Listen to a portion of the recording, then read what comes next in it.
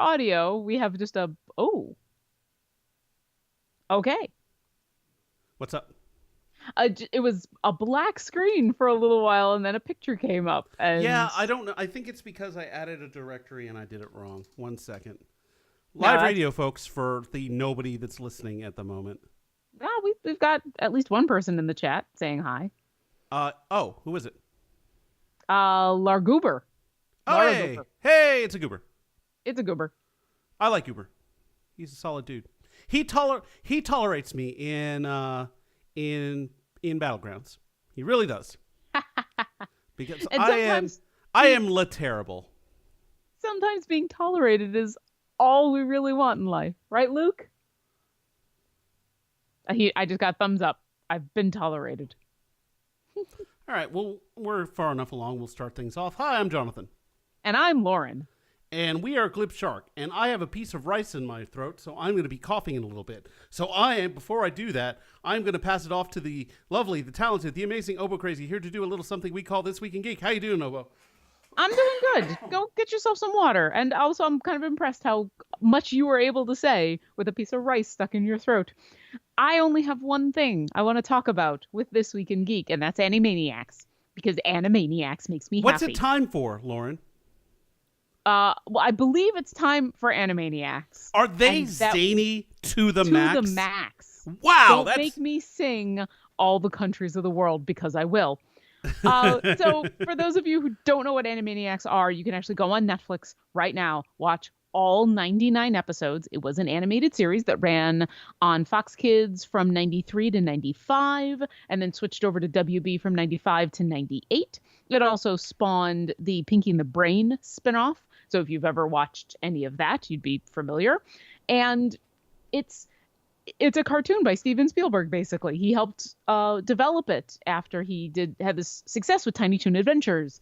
And it was kind of in that weird golden age of animation before animated shows kind of died off again. And then recently they've come back, although it's been much more of an adult-only thing. Animaniacs was always in the style of Rocky and Bullwinkle. It was a kids show, but it had jokes and references that adults would get, and it had a quality that everybody would appreciate. It was beautifully animated. It had original soundtrack and score. It had amazing voice cast, and it's just one of those animated properties that you can enjoy irregardless of your age.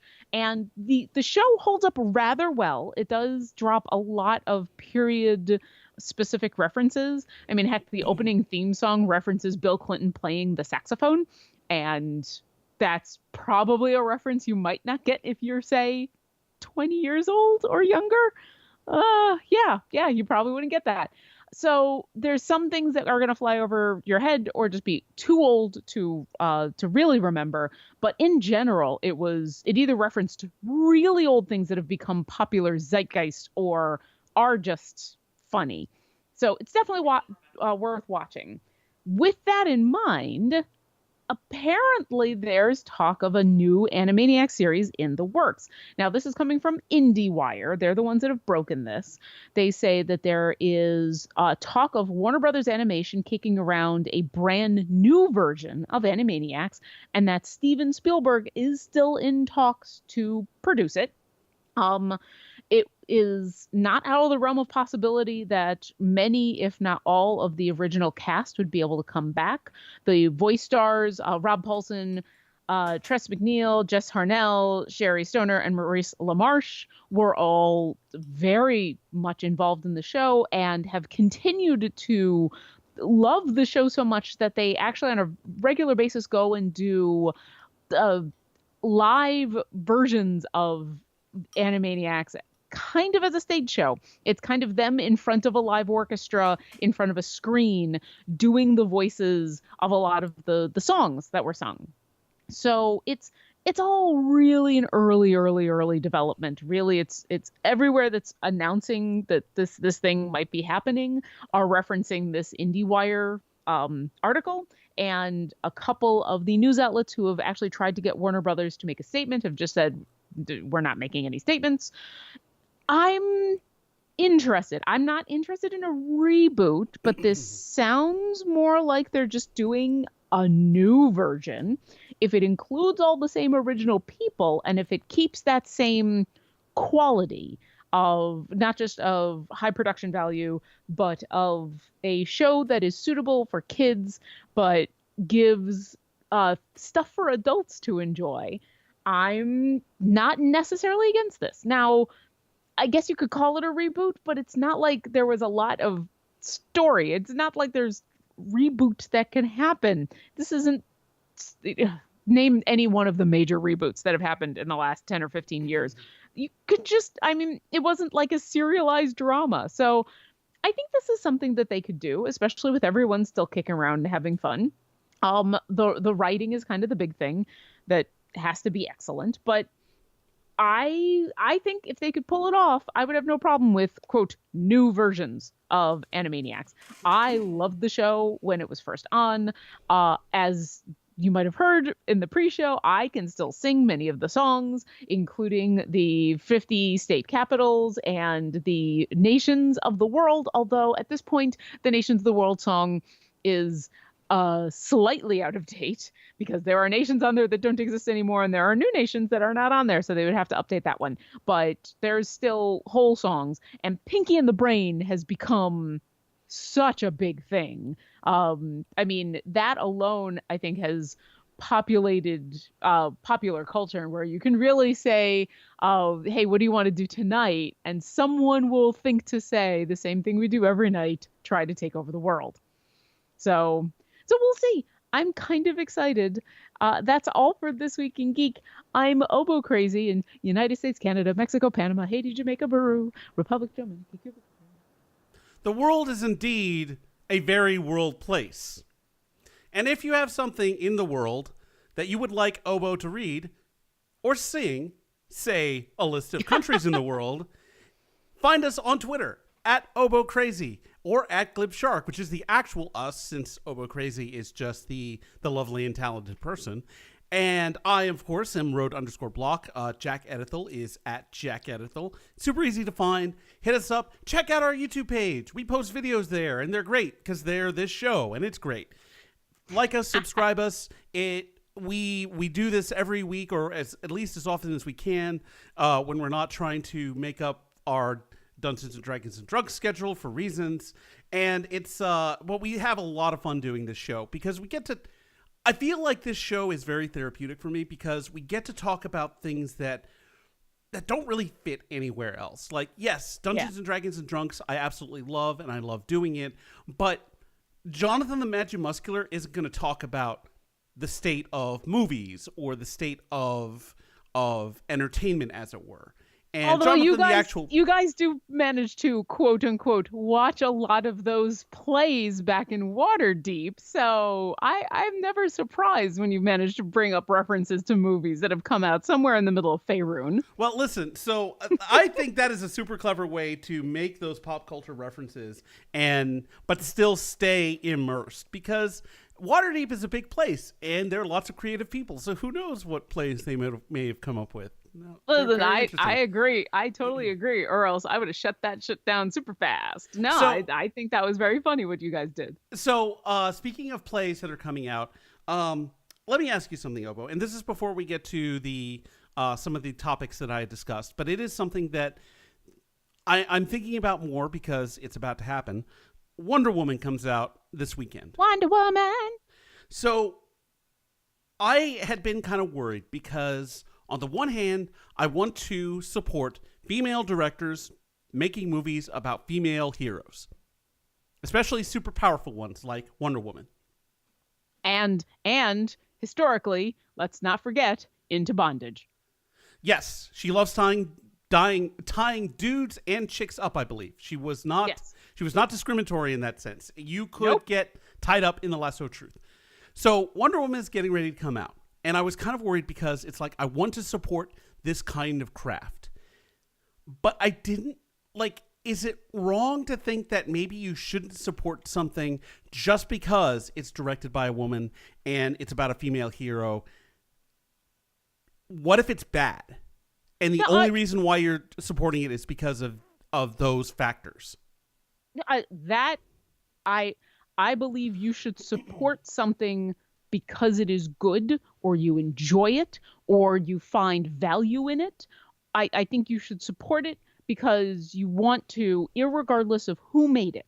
I think that's true feminism right there. Is it should not matter what gender the main character is, what gender any of the people behind the scenes are. That all it should matter is it good, or did you have fun, or did you enjoy it, and is it something that you want to encourage other people to see? That being so, yes, in that case, I don't recommend the I'm going to support this person simply because they are a woman. No, I want, and I'm saying this completely just speaking myself, I want you to support my stuff if you like my stuff.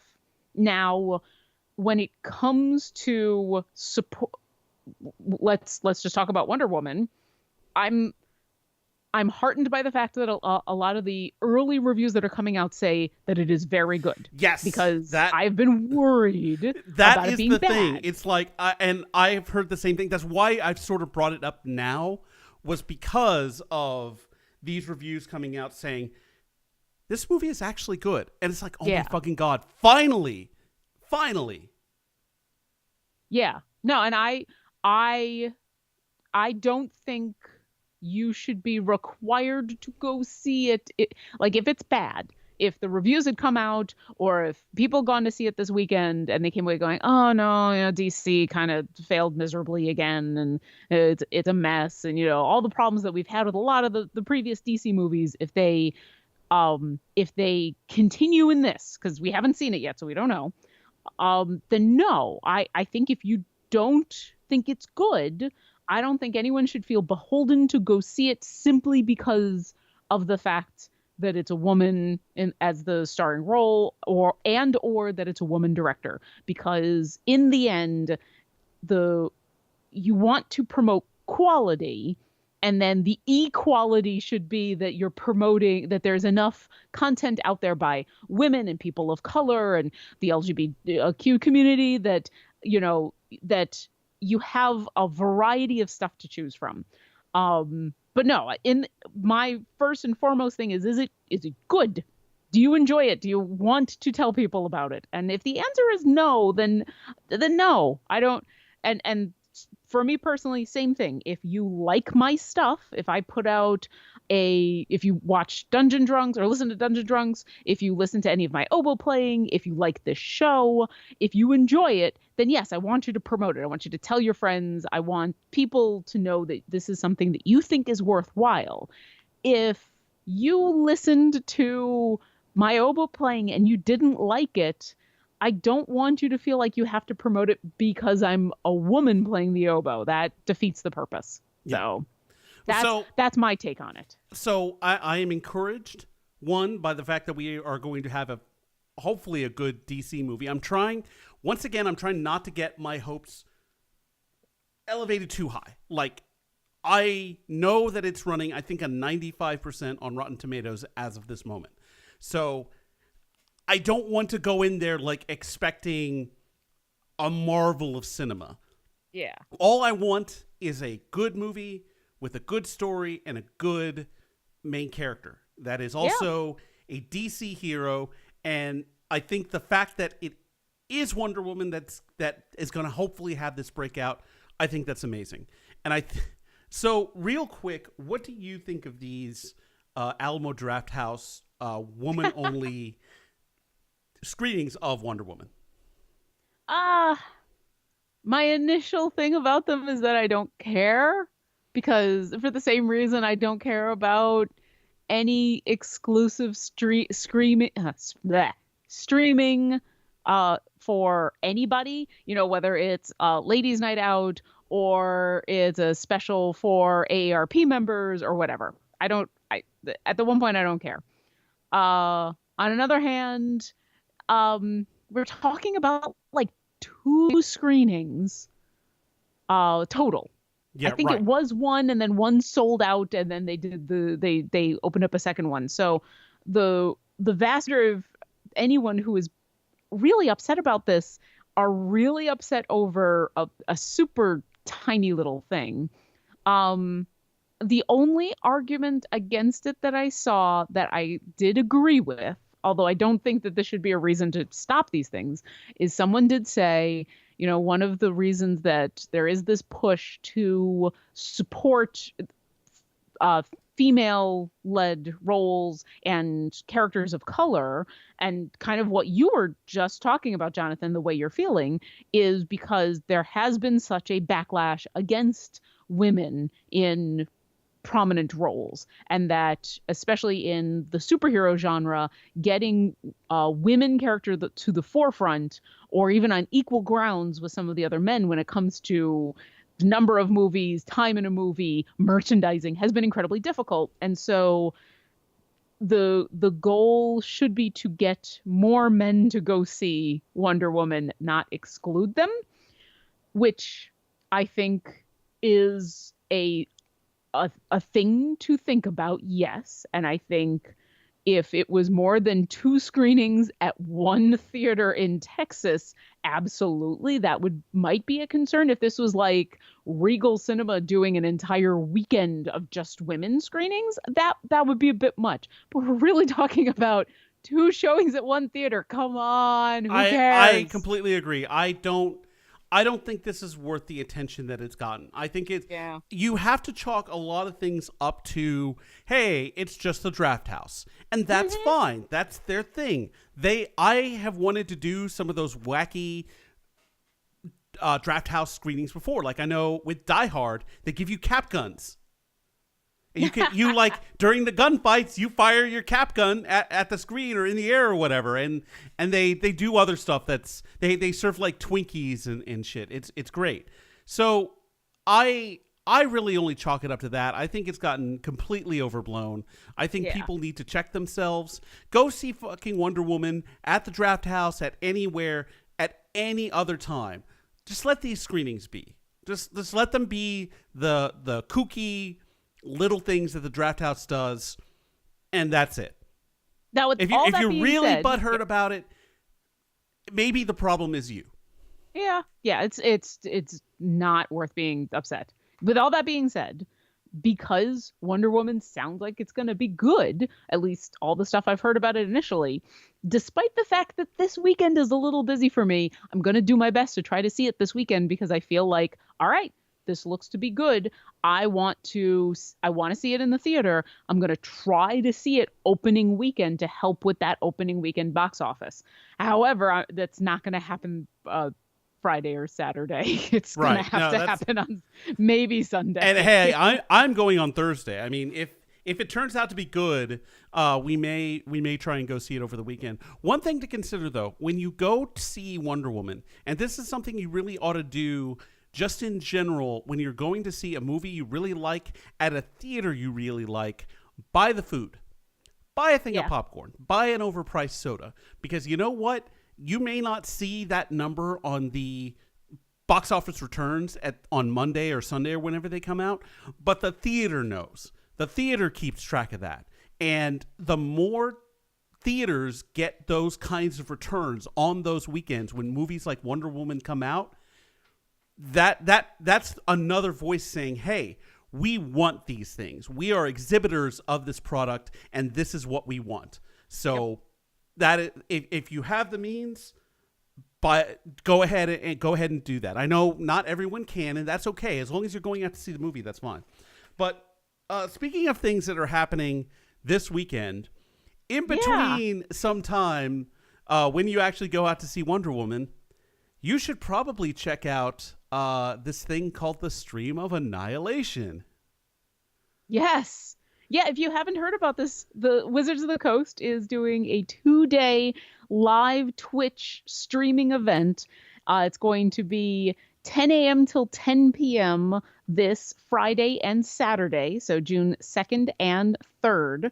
And the main goal of it, as is obvious, is they're talking about and going to be giving hints about the new storyline that's going to be coming out in September.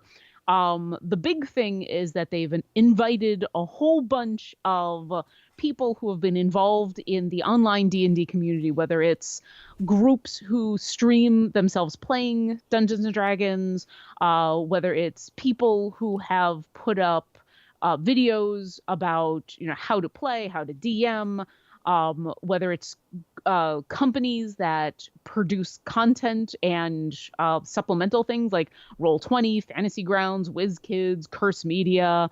They've invited all these people to Seattle to take part in this giant 2-day stream extravaganza.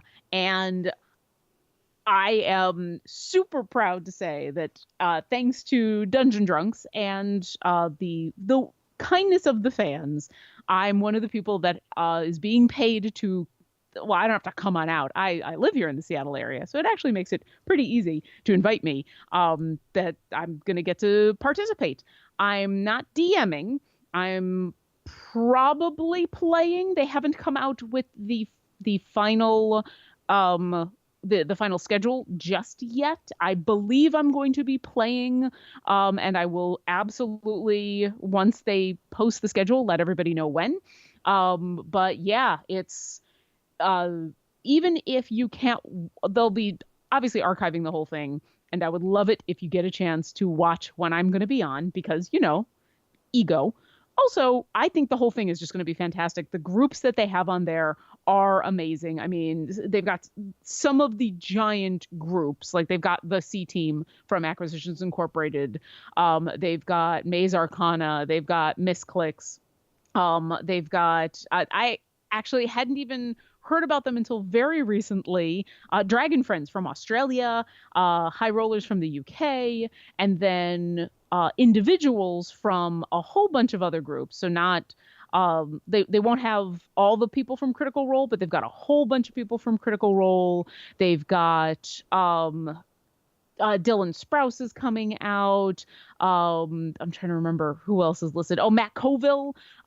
Specifically, when I talked about just putting out videos, helping people learn how to play Dungeons and Dragons or get involved, Matt Colville does an amazing series online that is all about helping people learn how to be a DM. It's called Running the Game, and I have absolutely sent people there many, many times to go watch some or all of his videos. He's got a ton of them out now, so you can kind of almost pick and choose and be like, well, I need help doing this or that or the other thing. I've just lost the name of that actor who's gonna be There's there. a couple. There's Matthew Joe Lillard. Manganiello is gonna be there. Joe Manganiello, yes. Oh God, Joe... he's so fucking dreamy. Yeah. Matthew Lillard is there. Abraham Ben Ruby. Yes, Abraham. Yeah. Who was he's he? Gonna be there. He was in Parker Lewis Can't Lose, and he's been in a lot of other stuff. But I remember only know him from Robot Chicken. Yeah, he's done a lot of Robot Chicken too. He was in Twister. He was a member of the evil Storm Chasers in Twister. Oh shit! Oh, I'm gonna have to rewatch that. But how am I gonna rewatch that before tomorrow? I may have to just look that up on YouTube. Yeah. I don't even think that he has a speaking role. But he is fucking there as one of the evil Storm Chasers. And it's one of those weird things that I just know. I have a friend who imagined if she could list out all the random ass trivia knowledge that I have in my head, that list would be fucking long and extensive. And but yes, Abraham Ben Ruby is going to be there. Matthew Lillard, Joe Manganiello. And Manganiello. I'm glad. See, I'm not the one who has to pronounce it correctly. I've literally been practicing. If it helps. Oh, seriously? That's awesome.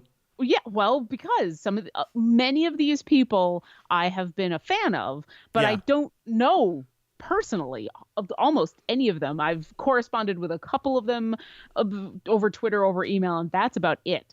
And I am not so egotistical as to think that Dungeons and Dragons and Drunks has the kind of mass market appeal that gets me the name recognition that, say, Liam O'Brien has. So I am fully prepared to go to this event and be the person having to introduce myself. And it would be helpful if I knew how to pronounce some of these fine people's names correctly. I'm not even going to try and pronounce, because even though I've heard it a bunch, I still can't do it. The fine gentleman who plays Percy in Critical Role. Oh, Taliesin Jaffe. Good for you. Now the question is, also can you Gesundheit. Can you rattle off the full name of Percy? No. And so that's actually pretty shameful. And my trivia memory might be great, but my name memory is fucking terrible. Because, not to get into spoilers, but the last couple of episodes of Critical Role that I've been listening to have been very Percy heavy. And his family name has been said a lot. And that's I know he has a bunch of middle names too. Percival does, but I could not rattle them off. Well, if it makes you feel any better, he only rattles it off occasionally, and it is always rattled off almost as a joke of the fact that it's huge. I'm going to try Percival Frederickstein von Musil-Kowalski de Rollo III. It might be Frederickstein or Frederickstein. I always get that. That's actually kind of funny because is it Frederickstein or is it Frederickstein? I feel like that was a bit in some great movie. It is a bit in. Are you prompting me or no? I just fucking love Young Frankenstein is all. Oh yeah, or Young Frankenstein. And I just have that problem every single time I run across a Stein or a Steen.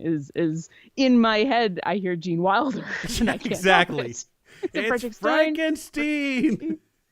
So anyway, yes. So of the Critical Role people are going to be there. It's Taliesin, Marisha, Liam, and Matt Mercer.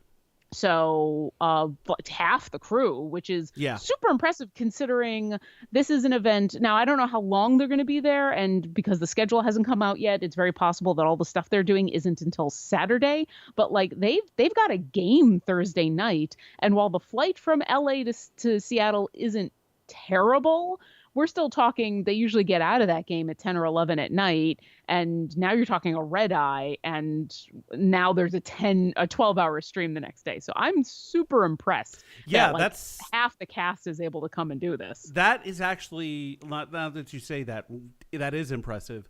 Yeah, and I think that's just the life for a lot of these people. Yeah, and like a lot of times when a Critical Role game starts, at least in the 30 or so episodes I've seen, there are people who are either leaving for a flight right after the game or fighting traffic to get to the game. And I think that's cool. That's admirable. But it's also the life of a actor and a member of a successful franchise or a successful series. And on top of that, not only are they doing stuff for Critical Role, a lot of them are doing stuff for their anime that they've done. Oh, yeah. I've got a feeling most of the conventions they go to are for that.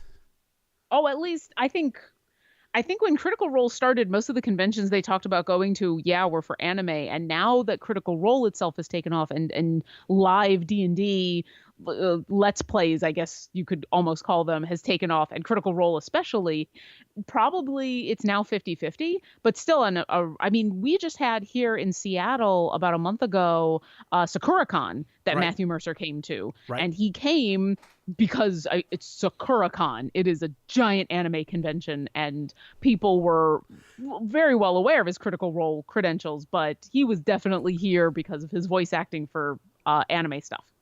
I am well familiar with SakuraCon. Garugamesh. Yeah.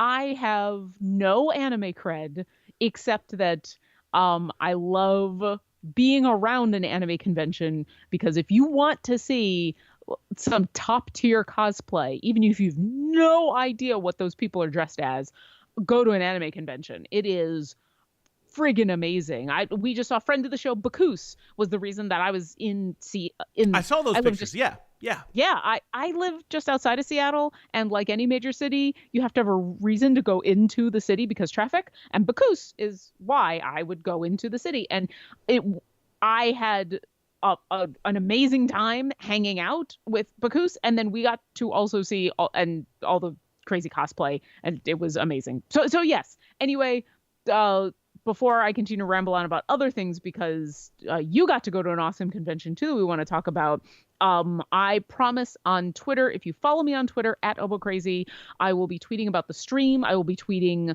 while I'm there. As soon as I know the specific times that I will be on, I will, once that schedule gets posted, I will absolutely let everybody know. Definitely watch whenever you can. But this, if you only have a little bit of time this weekend and want to watch when I'm on, I'd be super happy. It is June 2nd and 3rd, 10 a.m. to 10 p.m. Pacific Standard Time on the Wizards of the Coast D&D Twitch channel, which should be, I think it's twitch.tv/D&D. I'm going to triple check that right now while you introduce where you were just at. I just want to say that that I am super excited for this stream. I know that our Friday night game, I might be a little distracted because I'm definitely going to have the stream on in the background. I'm going to try and be less distracted in my car when I'm driving home on Friday, because I am going to be doing the Switch. I've done this before during the Destiny stream. It started right as I was getting off work. So I watched it, ran out to my car, had it playing on my phone through the first part of my drive, and then had to kind of as soon as I hit a stoplight, switch to music or switch back to music. But I will definitely be doing that on Friday, watching and seeing the awesome. Because I was thinking, I've had my suspicions about what was going to be happening. And I even asked, as soon as I found out about the stream of Annihilation, because I think High Rollers mentioned it first before it, as it was getting announced, and initially before they said, hey, we're going to have awesome people like OboCrazy on it. So I'm like, that's got to be it. That's the thing she couldn't tell us about. It was that. Definitely that. And I'm glad to know I was right. Aw. But yes, I am so stoked for you, because if I were in that situation, I'd be geeking the fuck out. I was telling a friend that I don't normally get starstruck, but it would be very hard for me not to be in that situation. I've been lucky enough in my career as a geek. I'm sorry, my phone just went off. I've been lucky enough in my career as a geek, and where I have had the chance to meet my stars, quote unquote, in a bunch of different circumstances, as well as in the very small doses, be the person that other people have wanted to walk up to say very nice things about, that I've always appreciated.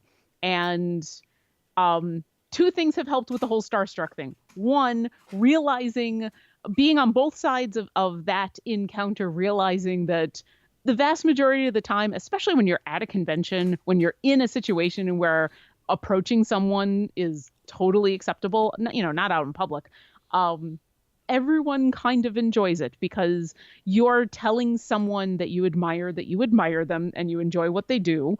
And that feels good to be told that.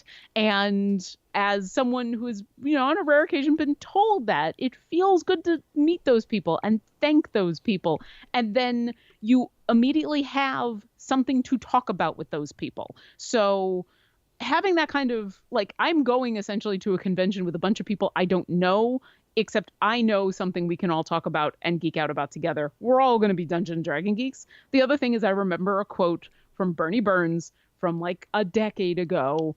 I don't remember the context. I don't even remember the quote, but it was something about how do you deal with an overinflated ego? How do you prevent yourself from feeling all egotistical about what you're doing? And him saying, I remember that I'm the one that has to get up and clean the toilet in the morning. And in the end, we're all just a bunch of geeks who have to clean the toilet in the morning. So yes, I'm super excited to get a chance to talk to some amazingly talented, funny, intelligent people. And hopefully I'll come away with some great stories. And yes, just as a final thing, it is twitch.tv/DND. The letters D, the letter N, and the letter D. That's the official stream for the Dungeons and Dragons stream of Annihilation for this this Friday and Saturday, June 2nd and 3rd. And now I want to hear about you playing board games. All weekend. I played board games all weekend. It was pretty great. All right, give me some highlights. Give me your top couple board games. For those who may not know, I went to BoardGameGeek.con this last Memorial Day weekend.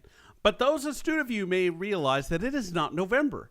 So how did I go to BoardGameGeek.con? Well, a couple of years ago, it was turning out very much like a PAX situation. Lots of people wanted to go to BoardGameGeek.con, which happens traditionally the weekend before Thanksgiving. But tickets were selling super fast. It is not a heavily attended event by design. I think it's up to like 3,000 to 4,000 people. I have a friend who actually runs the con on site, and so he is there for almost a week in a lot of cases. He and his wife and sometimes his kids. So he will no doubt correct me on those attendance numbers. They are from an uneducated source. But basically, the idea was that they never really wanted the con to grow out of its sort of the feel you get. BGG Con definitely has a vibe, and it's a great vibe. It's pound for pound probably the best convention I go to all year. So, yeah, you are always super excited weeks ahead of time, and then you always have so much to talk about that we have to have kind of an episode to talk about it. Yeah, and for those who follow me on social medias, you will definitely, when BGG Con is, because I do nothing but tweet at pictures of different board games, of different events, all kinds of stuff. So a couple of years ago, they decided to have a spring BoardGameGeek.con over the Memorial Day weekend, which makes sense, and they allow kids. At the normal event, no kids. Absolutely no one under, I want to say it's like 16, can be there. John's kids get a little bit of a pass, but mostly they're elsewhere most of the time. They're not really at the con, they're with him. Exactly. And mainly it's because a lot of the games are out of print. There are lots of adults that just don't want to have to deal with kids. Parents who want vacation with their kids, away from their kids, not with their kids. But it's a nice vibe, not having to censor yourself when something goes wrong in a game. Like, oh, fuck, I can't believe I got this draw. Or, oh, God damn it, you took my action again. Yeah. So I was very surprised. I didn't know what to expect. I was sort of expecting the normal BGG Con experience because I hadn't been to BGG Spring as it's called. I have to say, I was very impressed. It felt like BGG of old, where it wasn't particularly crowded. We played games, and there happened to be kids around. And one of the most important aspects for me personally, and maybe this shouldn't be, is that I was a bit afraid that you couldn't drink while playing games, which is a big thing that I like to do. But I'm happy to report that at BGG Spring, you could definitely do that. There were dudes who had 4 bottles of wine on their table. It's Texas, and it's technically a convention center, so it was all over the place. It was great. I would say the biggest difference is like I said, there aren't nearly as many people. It's about a third the size of the fall event. And there are no special events, as it were. One of the highlights of BGG Fall is that there are things like the game show, the puzzle hunt, various math trades, all sorts of really weird events. It's almost Gen Con like in the amount of special events that the main convention has. And that is one of the biggest sort of like things that set it apart, especially things like battling tops, where a lot of nerds dress up in luchador masks and put on weird outfits and then play a top spinning game with lots of gusto and an actual like boxing bell kind of stuff. So not having that was a little strange, but really the core experience was there. You show up, you check out games from the library, and you play them. And it was great. It was super, super great. Good. All right. So, favorite game of the weekend? Go. I'm going to have to say Glux because I won a small Glux tournament. And basically, it wasn't much of a tournament. They only had one round. But if you won your table, you got to keep your game. So I won my table and I got to keep my game. And it was pretty great. Glux is a game. It's area control. It moves pretty fast and it's very abstract. Without getting into too many details, in this 4-player game, I was put back pretty far behind. I wasn't able to advance to very many places. But near the end of the game, I managed to break out and get in on a lot of places that I didn't have access to and ended up winning. So I was pretty happy about that. Nice. And any new games that you haven't ever tried or haven't ever seen that now have sparked your interest? Pandemic. I'm obviously familiar with Pandemic, the game. It is one of the more famous cooperative games, if not the most famous cooperative board game. And there have been lots of expansions. There's a new Legacy version. I think Season 2 of Pandemic Legacy just came out, where the board changes as you play it. It's pretty neat. But I had never played that game before, so I finally got to play it, and yeah, it was pretty neat. One difference in this convention was that my wife came along. Yeah, and this is exciting for those of us who maybe would love to see her at some other conventions, considering how awesome she sounds. Well, I hate to disappoint you, but you're probably not going to see her though still. But in her first foray to one of these things, and really was a matter of convenience. A lot of times she's working, she can't make it out. She can't commit to spending 2 weeks in Austin for RTX, that kind of thing.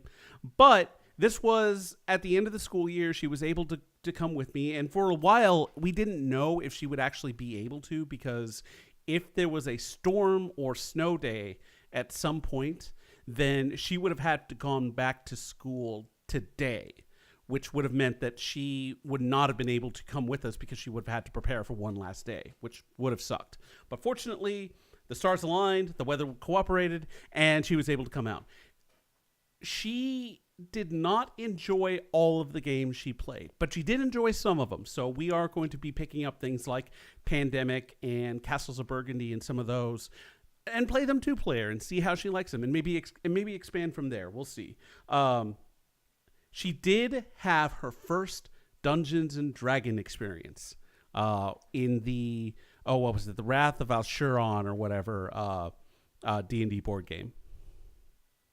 And She didn't care for it. Okay. Yeah, and that's just one of those things. Like the adventuring genre of board games just may not be for her, and that's fine. I will say the thing I appreciated the most is that she tried it. And the nice thing about the RPGs kind of in general is there is such a variety of types of ways to play and games. It is very possible and legitimate that she just didn't like that game, and there might be a different game that she'll totally enjoy. Yeah, like even in the adventuring board game business, there is, just off the top of my head, Legends of Andor, Arcadia Quest, there is Descent, there's Doom, there is a new Star Wars one that's really good, that's sort of Descent-ish, and then there's all the Dungeons and Dragons ones. And I think there's like 5 or 6 now, I want to say.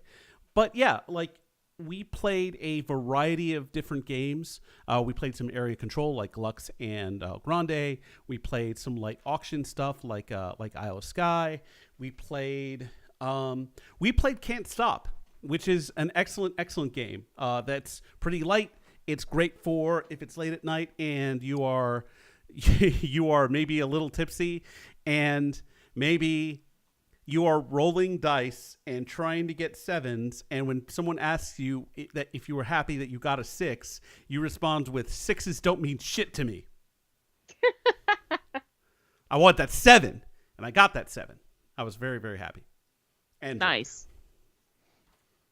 All right. And did you get a chance to take home any new games, or is this Is this the con that you can purchase games at? Sometimes Yeah, I forget. you can purchase games there. Even at Spring, there were some vendors, not nearly as big as the fall convention, but there were some there. I didn't buy any. I just picked up the one copy of Glux that I happened to win.